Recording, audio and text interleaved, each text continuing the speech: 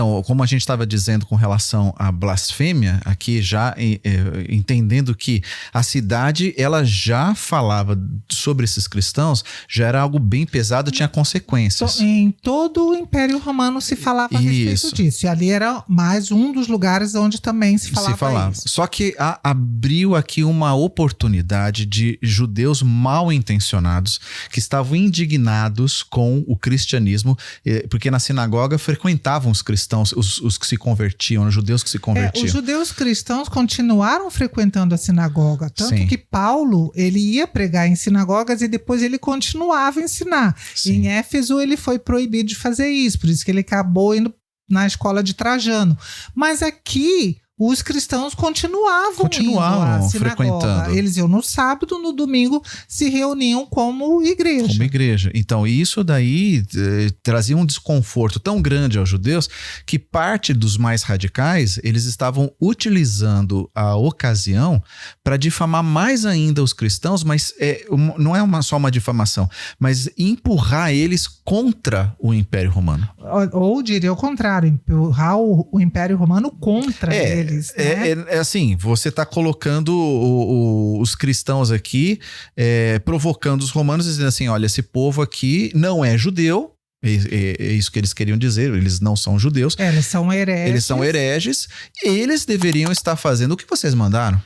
Porque nós, né, os judeus, somos isentos de adorar o imperador, mas os outros não são mais considerados judeus por nós. Então por que vocês não estão impondo isso sobre eles, né? E essa falta de empatia leva Jesus a chamá-los de sinagoga de Satanás. Essa expressão é assim extraordinária, porque chamar de sinagoga de Satanás, sinagoga é um lugar público, onde nas cidades, nos pequenos vilarejos, nas cidades judaicas, era o centro comunitário, onde as pessoas iam lá tratar de assuntos comunitários e também aprender, né? Porque é ali que se aprendiam as escrituras e tudo mais. Então, tá dizendo aqui que é um povo, é diferente de igreja, a assembleia, tá? A palavra eclésia quer dizer aqueles que fazem parte de uma assembleia. Já era uma palavra utilizada pelo próprio governo romano. Mas Jesus, ele usa isso para dizer assim, meu grupo, a minha assembleia, aqueles que decidem, aqueles que são ativos, aqueles que participam. Mas há uma diferença entre a assembleia da sinagoga. Porque enquanto você tem um grupo que é ativo no reino de Deus, que é o reino de Deus, você tem um grupo que se faz de judeu, se faz de aprendiz, mas na verdade eles não são aprendizes de Jesus. Eles rejeitaram o Cristo, né? É o contrário, eles são aprendizes de Satanás. Que é o acusador. Que é o acusador, exatamente. Então eles são filhos mesmo, né? Exatamente. Então percebam bem, se eles estavam tendo uma atitude de acusação desses cristãos para o império, eles estão fazendo realmente o que o seu senhor, o acusador, faria. É o papel dele, né? É o papel dele. Para quem não sabe, a palavra diabo, né, vem daí, né, dessa ideia de uma pessoa acusador, que acusa, né? Satanás é adversário. Isso. Né?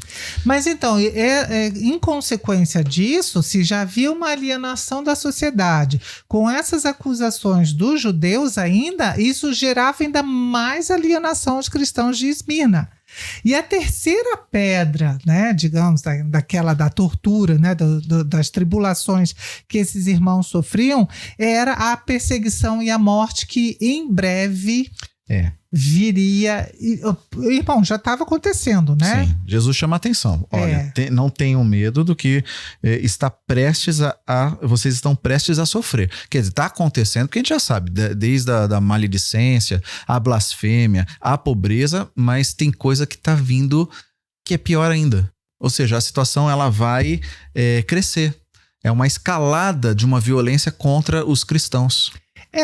Em consequência, como você falou, em consequência daquilo, da alienação da sociedade, marginalização desses cristãos pela sociedade, das falsas acusações, né? Então, agora o que vem? Bom, só pode vir perseguição, prisão e morte. Exatamente. E Jesus diz que quem está à frente disso é o diabo.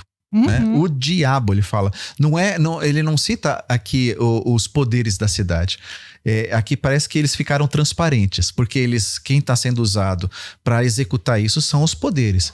Mas Jesus está dizendo assim, na verdade, como se eles fossem transparentes, quem está por trás disso daqui é o próprio diabo.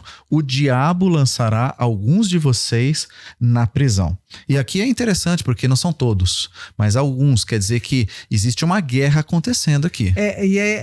E interessante também é porque na carta de Paulo aos Efésios, ele fala que a nossa luta não é contra a carne e nem contra o sangue. Muito bem lembrado. Ela é contra os principados e potestades do ar. E provavelmente, se esses cristãos aqui vieram realmente através da pregação de Paulo em Éfeso, então eles teriam ouvido isso, até porque as cartas dos apóstolos elas circulavam entre as igrejas. Então agora quando Jesus diz, olha, escuta, o inimigo de vocês não é o imperador, o inimigo de vocês não é a sociedade, o inimigo de vocês não é esses falsos judeus aí, não. A verdade, o inimigo de vocês é o diabo, porque ele é meu inimigo. Exatamente. E é inútil você trabalhar contra uma sociedade colocando ela em si como inimigo. Eles são instrumentos do inimigo, mas quando você coloca eles como inimigos, ainda que houvesse a possibilidade de derrotá-los, o verdadeiro inimigo levanta outros. E Jesus falou para eles, e isso é muito interessante, que essa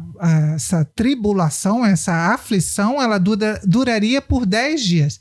Esse é um prazo literal? A gente não sabe. Não sabe, né? Possivelmente não.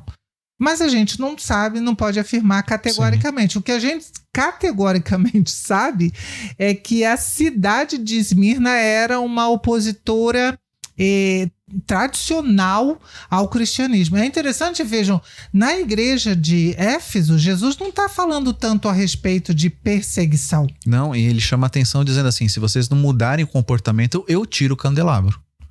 Mas aqui ele não fala disso. Não, exatamente. A ameaça. Não, aliás, nem tem ameaça. Não tem ameaça nenhuma.